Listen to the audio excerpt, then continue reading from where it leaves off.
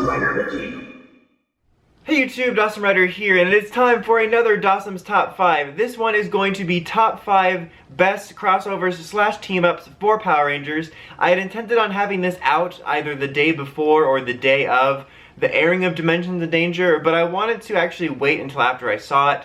So it's coming out the weekend after it aired, so I'm sorry about that. But you didn't know about those plans, so you don't know the better. Like, any better. The better. Better. Anyway, let's go ahead and get started. As per usual, honorable mentions, and also I'm sure you're wondering, since I waited, did Dimensions in Danger make it in the top 5? No, it didn't, but I'm going to give the honorable mentions to both Forever Red and Dimensions in Danger. They're both episodes that I quite enjoy, and, you know, they're fun to watch, but they're very imperfect for sure. Forever Red especially, like, I've always enjoyed it, but I've never loved it as much as the rest of the fandom did. I felt like there's a lot of kind of almost blindness in some way to some of the flaws, but, you know, those are both kind of team-ups, Forever Red and Dimensions in Danger, where it's kind of okay sometimes, I feel, to overlook the flaws and just enjoy it, because there's lots to enjoy in terms of the lore and the interactions, some of the interactions that are more minimal in Dimensions in Danger, and then, you know, just some of the little nods. So they're not in my top 5, but they're both ones that I enjoy rewatching.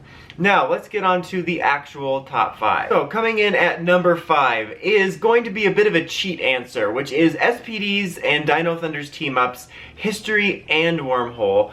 I'm gonna say that I prefer History just a slight bit, which I'll talk about in a second, but I wanted to give this kind of a dual, you know, number, because I wanted to draw attention to something I thought was neat, which is, you know, for Dino Thunder SPD's team up, they basically had two choices given that SPD took place in the future. They could either bring the Dino Thunder Rangers to the future, or they could go to the past and meet them. And I like that they basically said, why not both? And so they did 2 half hours rather than 1 full hour. And I think they were both pretty well done.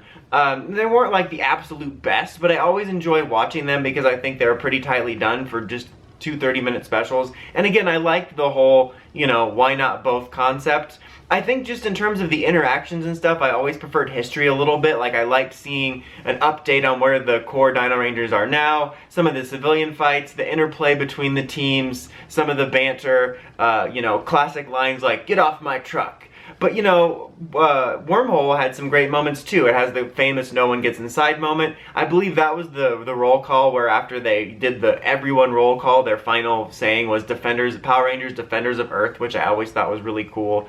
And then we got, you know, Jeffrey Perazzo voicing Dr. O. So, yeah, I just really enjoyed both of those, and I liked that they kind of did something different and did 2 little different ones in that. So that's why it's my number 5, or 5s.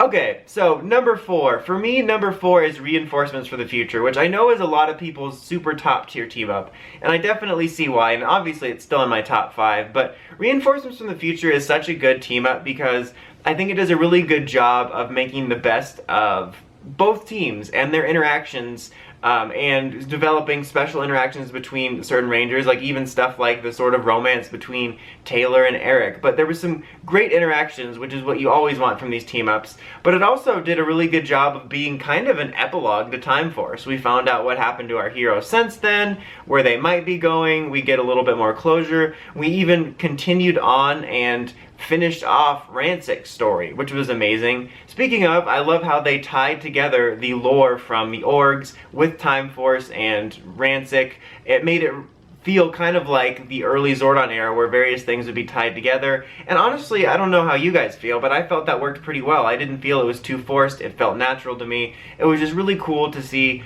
a good team up with had some great action scenes, great interactions, but also felt like an epilogue, which a lot of the times they do, but this one in particular, and it kind of, you know, tied some things up, which is really great. It's one of the best put together team ups in my opinion. Number 3 for me is Thunderstorm, the Dino Thunder Ninja Storm team up. This is another one that's always just been a lot of fun to watch for me. I think it's got a lot of really good scenes, some good interactions. I like that they actually kind of went for a versus thing. It, you know, it was a classic someone gets put under a spell bit, but I thought there was lots of really cool scenes that came out of that. Like just the whole concept of them fighting the Ninja Storm Rangers who suddenly show up. And then you got the other 3, the Thunders and Cam, going to the underworld, which again served as a very epilogue-y feel. And then I loved the civilian fight between them when they all meet. I also loved that we had, you know, Lothar and almost said Rancic. Yeah, Rancic came in this. No, Lothor and Mesogog working together, because you don't always get like the villains teaming up, and they had two such unique personalities that it was cool to see them bounce off of each other. Poor Lothor. I feel like his figure that Mesogog turned him into is just still sitting there on the shambles of that island. But yeah, I thought it was just a really cool team up with some great action scenes and some great interactions, and it was just always a lot of fun to watch. And I also always thought it was neat that like the Dino Thunder Rangers had this extra familiarity with the Ninja Storm Rangers from seeing Tommy's little documentary, and not so much as something as like seeing it off the news or something. I always just thought that was really cool. Okay, number 2. This might be an answer that some people might not accept because it's not in the show, but I'm going for Shattered Grid. And I feel like objectively this might even be the number 1, but there's a reason my number 1 is my number 1, which we'll see here shortly.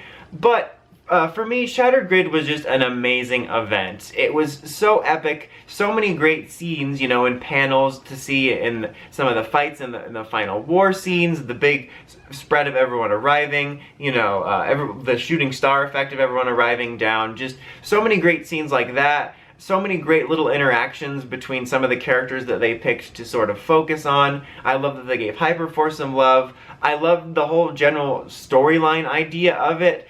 Especially like surrounding Draken, who I think is a great character, and you get some of those really neat things spilling over into like annual stories, like when he visited, you know, the timeline with Zeo, and he's trying to understand why people like Tommy, which is very meta. It's just such a grand storyline, and I think is one of the best Ranger storylines, because it really took advantage of all this lore in the world in a way that this franchise really hasn't in quite some time, and it's so cool to see on such a grand epic scale, and with so many different things, and it clarifies some things and adds new things and is going to lead to more awesome new things. It's just really has been awesome to read. Okay, my personal number 1 is Once a Ranger. I feel like this one doesn't get enough love. Oftentimes, it's always talked about with Forever Red, or even recently, people are like, oh yeah, Dimensions in Danger, it's better than Once a Ranger. Was like a weird rhyme. I was a poet, I didn't even know I rhymed those words. But, you know, I always thought Once a Ranger was such a good team up. I mean, first of all, there was a lot of drama about Dimensions in Danger being only 30 minutes, but this was an hour. This was a full hour, 15th anniversary, and I thought it was great. It's just so fun to watch for me. I loved the idea of, which is something, you know, Sentai did, but we started using it instead of just having like Forever Red or something like that, you know, all the leaders. We kind of cherry picked some, and I loved every single member of the cast they got back. Adam's always been one of my favorites. Love me some Kira, love me some Tori. Plan Xanda, who doesn't love Bridge? And it was a little weird that he became red, probably because he was the one they could get back and they needed a different color. But you know, it kind of made sense, and I loved like the little explanation scene with it. I get chills every time I watch their intro scene and they play each of their themes. Again, the interactions between the cast in like the explanation scene was great. A lot of people seem to harp on it because of the Overdrive Rangers quitting, which, other than that making them look bad, I never had an overly huge problem with that. But, you know, to each his own, that wasn't enough to, you know, hold it back from me. I also really like the idea of Thrax as a villain. Some people also have problems with him existing because it doesn't make sense time-wise, but we don't necessarily know how they work. I mean, Sledge lives to be millions of years, so we don't know how monster biology works. But I thought that was a really cool concept for a villain. The concept of this veteran team taking over because he cut the main Rangers out from the morphing grid. We got to see cool stuff like those Rangers piloting the current Megazords, Adam with the Overdrive armor, which was super cool. I even really liked Adam's theme, which was played because they couldn't use the Mighty Morphin theme for some reason. Everyone's like, oh, it would have been so much better with Mighty Morphin, but I thought his theme was cool. There's just so many cool scenes with that for me. I just really love it a lot. I love the civilian fight scene we got at Angel Grove, which was a warehouse. I don't know, it was such a great team up to me. It's probably one of my favorite all-time episodes, and, you know, everyone's gonna have their own opinion, but I just feel like that one doesn't get enough love. Yeah. Anyway, that's about it. Hope you guys enjoy this list. Let me know your guys' top 5 best team-ups. Inevitably, I will probably do a top 5 worst one at some point. I'm not sure, but I wanted to get this out the weekend after the anniversary. And anyway, until next time, don't forget to like, comment, subscribe, and of course, don't forget to climb the steps and ring that bell so you get the notifications for all my videos. Dawson Rider, signing out.